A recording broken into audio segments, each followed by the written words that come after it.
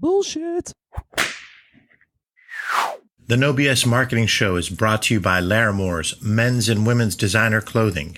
Free shipping, free returns. Shop men's and women's designer clothing, shoes, accessories, jewelry, and more online at laramores.com or in-store downtown Pittsburgh. It's the No BS Marketing Show. I'm Dave Mastovich. This show is all about leadership and communication, and we've had a lot of guests talk about both of those throughout our couple of years of doing the No BS Marketing Show. Today, I want to talk about mentors. Having a mentor is an important asset to your career and your life. They're people who help inspire you, hold you accountable, help shape who you are. One of my favorite questions to ask guests on the No BS Marketing Show is who their mentors are, or who their mentors have been throughout their careers, the impact those mentors have made, and if they've taken some of those lessons and handed them off as a mentor themselves. I'm going to bring back a few clips from previous episodes of guests who talk about their mentors and how those mentors helped further their careers. The first clip comes from episode 178 with Priscilla McKinney of Little Bird Marketing. Let's dig into the part about mentors. So other than family, who are your mentors and how have they impacted you? Well, I would have to put my first mentor as my great boss at in the credit card industry, Roger O'Malley. I'm a little bit of a high-strung person. I don't know if you can get that from this podcast. I'm a goer. I'm a doer. I'm an opportunist. I'm a optimistic person. These kinds of things are awesome when they can be corralled. And at first, I did not understand this boss. He was so, I thought, passive. On the other hand, he seemed kind of cool, and he just didn't worry about a whole lot of things. And I mean, he made me scratch my head more times than I care to remember. But, I would be busy doing this, and he would not check up on me. And sometimes it would make me so nervous. I'd go into his office and say, Roger, did you know I'm doing this and I'm doing this? He's like, yeah, I know. It's like, yeah, I trust you. I wanted him to know that I was earning my keep and doing my job. He's like, I think you're doing a great job. And he just did not micromanage me. And he, really took that trust seriously. I don't know. Maybe he really was checking up on me. I don't know. But I was doing a good job and the numbers showed it. And so he just didn't make anything else of it. And he really intervened a lot of times when things would get very high pressure in sales. And he was always that cool down factor. And it's something I still admire. And I certainly have not mastered. I get very wound up internally, about things. I'm a very social person, so, I'm very sensitive to our culture and things like that. But I mentioned before that, entrepreneurship is an incredibly lonely experience. And so that kind of stuff can get very pent up in us. We're worried about this, we're worried about that. And, it's very hard sometimes as the owner, to walk into a meeting and being the salesperson too. And so, I've had to take a few pointers from him. Sometimes just chill out. It's good. I like it because a lot of times we're attracted to leaders who share our passion and our beliefs, but have different styles. I've had a couple bosses who were very similar, high energy style like me, but then I had one that was a good mentor who was much, much calmer than you and I. And so I fed off of that too, because you and I are very, as you said, high energy and intense, and that's great. But then sometimes you need that calming effect. How do you work through the entrepreneur isolationism? Because I joined Vistage 5 years ago because of that. I felt the isolation got to be too much. I'm a self-starter, but yet I still felt I needed to have somebody to talk to. And I also know I needed someone to push me for the things I hated the most. Because the things I hated the most, it didn't matter how much of a self-starter I was, I would still rationalize them away. So how do you work through the isolationism of entrepreneurship and being a president of a company?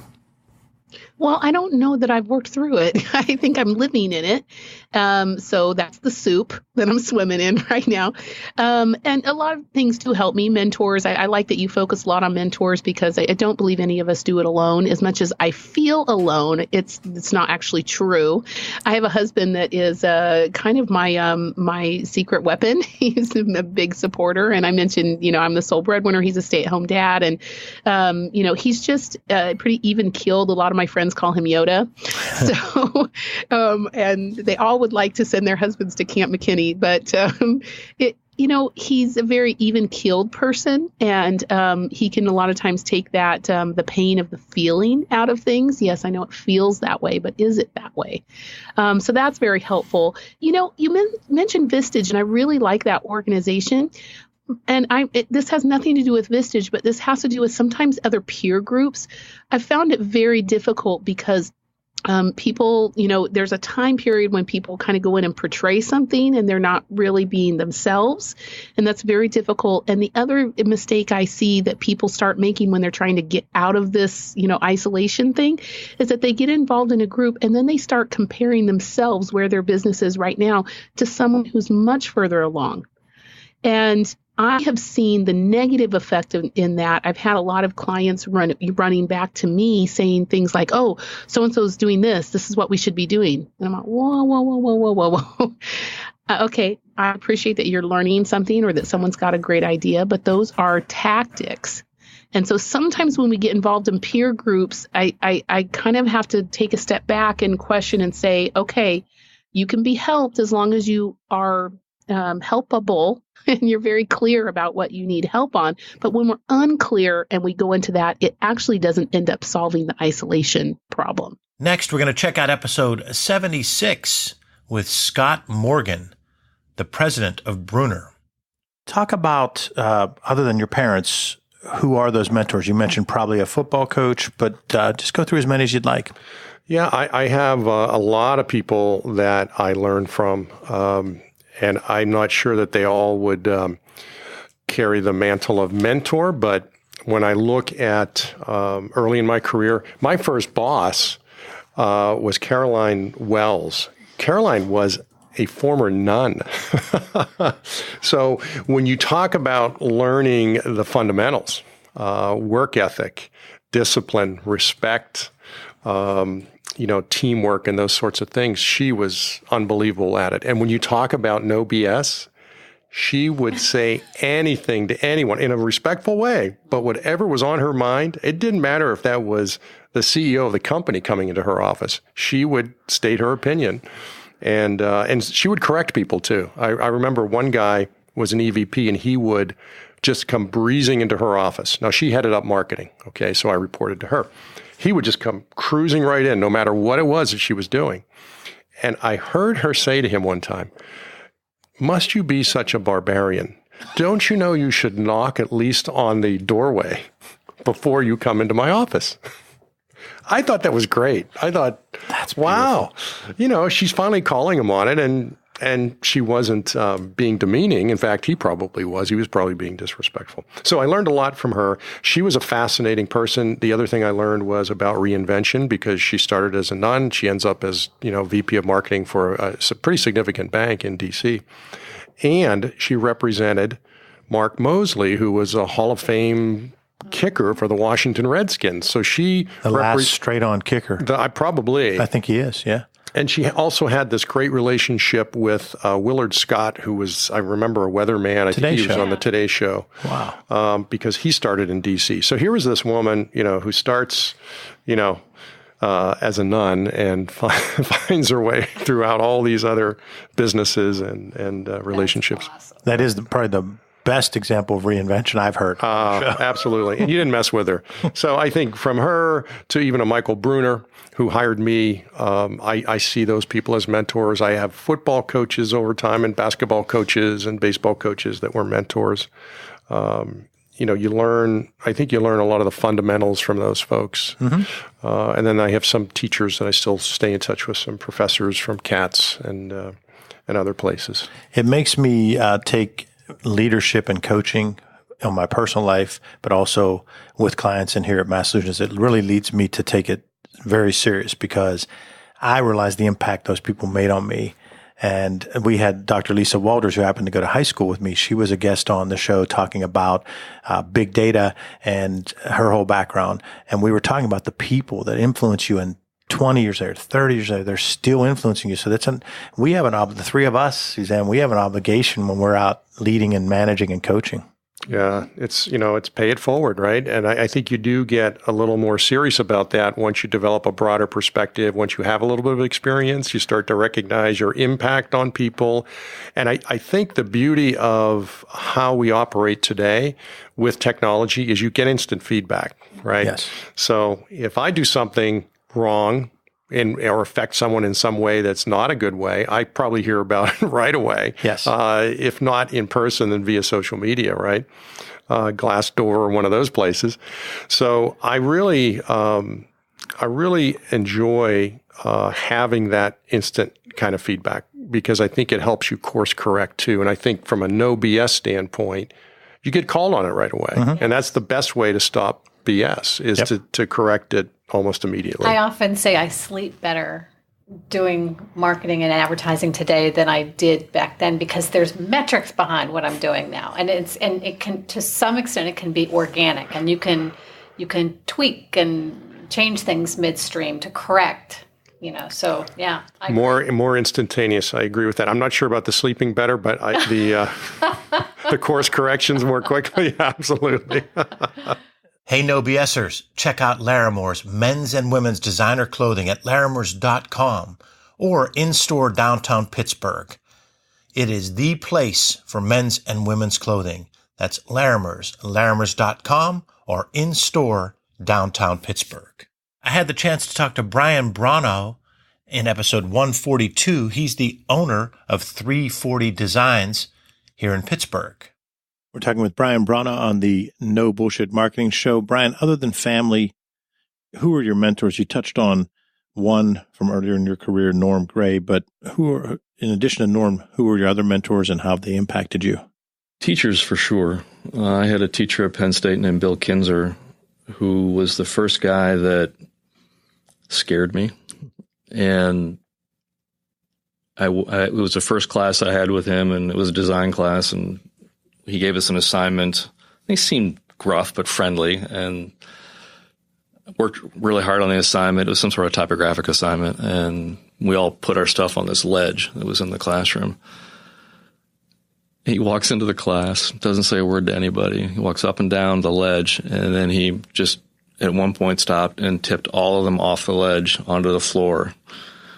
And it was the wake-up call of like, one, this isn't going to be easy.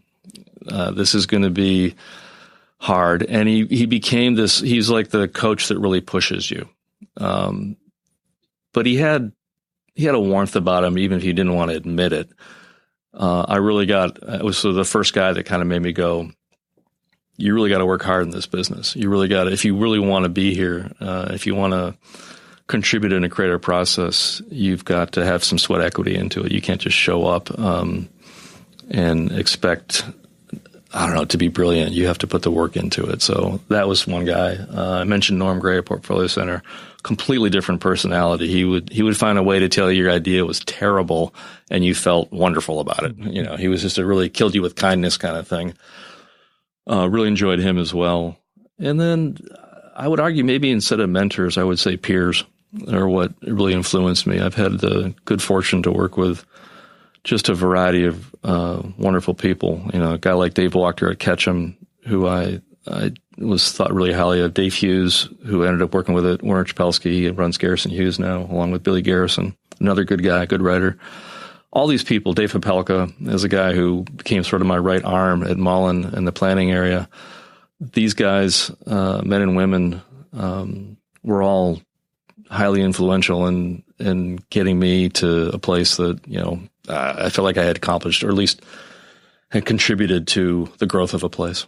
The last clip about mentors that we're going to hear today is from episode 175 with Trisha Warwick of Vistage Worldwide. You also had an interesting thing happen from someone who I'm going to assume played some of a mentoring role, because I do want to get into your mentors. You mentioned your brother and your dad, but beyond family. But before that question, That was pretty cool that you had someone at that era say to you, you're really good, but you don't have the accounting that you need. Go take these classes while you're here and we're training you in these other ways. That particular leader made an impact on you. Hugely. He took a bet on me. And I think he realized that I had in banking and commercial lending, there's two basic sets of skills that you need to have that really your right and left brain. One of them really is the more analytical side, the being able to tear through numbers and understand them and really glean insights from seeing numbers on paper.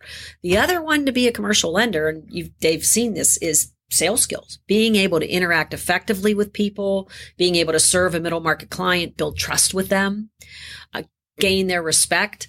And he saw those two things from my background, but I didn't have that exact technical skill. So yes, he did take a gamble on me, and I succeeded, which was cool. What was his name? Tim McMillan.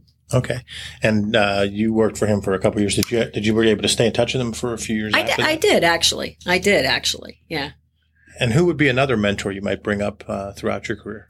Well, it's interesting. My banking career is where the mentors are. And the other mentor that comes to mind for me is Jeff Leininger. Jeff was the head of middle market lending at Mellon when I moved to Mellon in 1984 as a lending officer, and one of the only female lenders in all of Mellon at that time. And there weren't a whole lot of us. And Jeff, and I was ambitious and I worked very hard and I had great relationships. And Dave, if you looked at my client list in 1984, you would not believe the companies I had as clients. I had some of the most magnificent clients in Pittsburgh, just phenomenal middle market companies. And Jeff, so I got there figuring I'd be a lender for 5 years and not really saying I want to be in management. You need to promote me. And within 18 months of me arriving at Mellon, I became a team leader and actually had, a dozen or so lending officers reporting to me. And I started in mid 84. By mid 86, I was running middle market lending, so the Pittsburgh region, the tri-state region, Jeff had, and I was running the whole Pittsburgh region, which was really the crown jewels. At the time, you're a marketing guy, you'll appreciate this.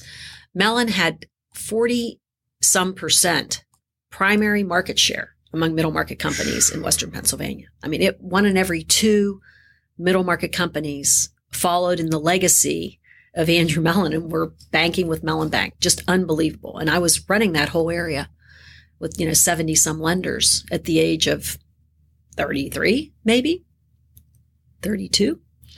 So Jeff was my other mentor. He believed in me just as Tim had. Mm-hmm. He saw things that I didn't see in myself and handed me the keys long before I would have taken the keys to lead and run that area, which was quite an honor. If you like the No BS Marketing Show, please post a review. Your positive reviews go a long way towards spreading the word about the No BS Marketing Show. Thanks in advance for taking the time. Also, if you'd like to ask me a question or suggest a guest or anything else related to the show, email me at dave@masssolutions.biz. Look forward to hearing from you. Thanks for joining us for the No BS Marketing Show, brought to you by Laramore's men's and women's designer clothing. Free shipping, free returns. Shop men's and women's designer clothing, shoes, accessories, jewelry, and more online at laramores.com or in-store downtown Pittsburgh. Visit masssolutions.biz for show notes plus additional marketing and messaging resources. Are you signed up for the No BS Marketing Weekly Update? You'll receive timely, valuable ideas to improve your marketing and transform your message. It's light, intended to be read in 2 minutes or less, and it just might trigger bright ideas for you. To sign up, it's masssolutions.biz. Remember, ask yourself, what's the big idea? And build your story around the answer. It's all about bold solutions